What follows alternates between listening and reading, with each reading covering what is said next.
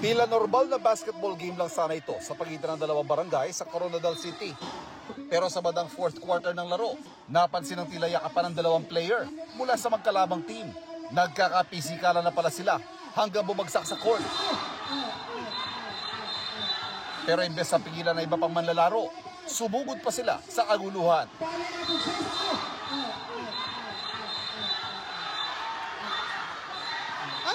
Noon na umawat ang coach, pero bigo siya sa dami ng mga manlalarong tila naghabulan pa sa court.